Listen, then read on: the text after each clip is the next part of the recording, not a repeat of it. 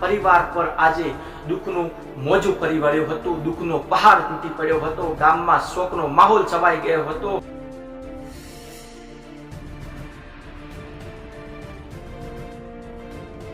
સાચો મિત્ર દીવા જેવો હોય છે, જે પોતે બળીને પણ જીવનમાં પ્રકાશ આપે છે। આ પંક્તિ આપણે સાંભળી હશે, પણ મિત્રતાને કલંકિત કરતી એક ઘટના સામે આવી છે। ઘટના એવી છે કે મિત્રતાના નામે વિશ્વાસઘાત। 30,000 માટે મિત્રએ જ મિત્રનો જીવ લીધો। આ ઘટના છે આપણે બનાસકાંઠાની, તો વિગતે વાતચીત કરવાની છે આ વિડીયોમાં।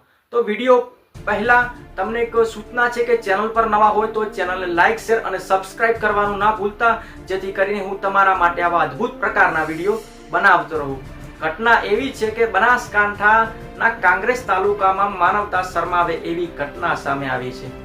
અહીવાડા ગામનો 28 વર્ષીય યુવાન ચંદુ ઉર્ફ રાહુલસિંહ સોલંકી બંને છેલ્લા 3 દિવસથી ગુમ હતા। ત્યારબાદ પરિવારજનોનો એક ચિંતાનો વિષય બન્યો હતો। ત્યારે પરિવારજનોએ નજીક આવેલા પોલીસ સ્ટેશન સિહોરી ખાતે પહોંચે છે અને જે ગુમ થયેલો યુવાન હતો તેની ફરિયાદ નોંધાવે છે અને પોલીસ તાત્કાલિક ધોરણે એ ફરિયાદની તપાસ શરૂ કરે છે।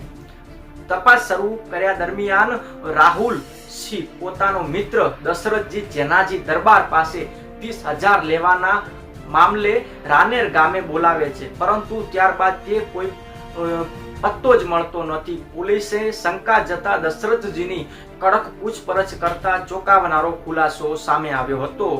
આરોપીઓને કબૂલાત કરતા કહ્યું કે મારે પૈસા પરત આપવા ન પડે તે માટે મારા પોતાના જ મિત્રને નદીના પટમાં લઈ જઈને હત્યા કરી અને લાશ જમીનમાં દાટી દીધી।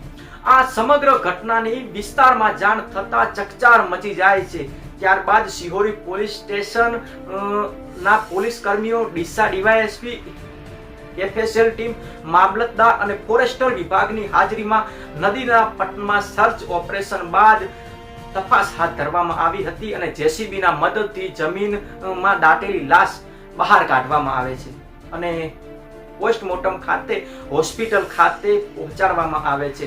મૃતક રાહુલસિંહ પરિવારનો એકમાત્ર દીકરો હતો। 5 બહેનો વચ્ચે એક જ ભાઈ। પોતાના પરિવાર પર આજે દુઃખનું મોજું ફરી વળ્યું હતું। દુઃખનો પહાડ તૂટી પડ્યો હતો। ગામમાં શોકનો માહોલ છવાઈ ગયો હતો।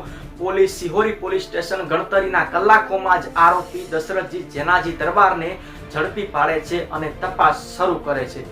આરોપીને કડકમાં કડક સજા થાય અને સ્વજનોને ન્યાય મળે એવી હાલ તો લોકો માંગ કરી રહ્યા છે। આ હતી મિત્રતાને કલંકિત કરતી ઘટના બનાસકાંઠામાંથી સામે આવી।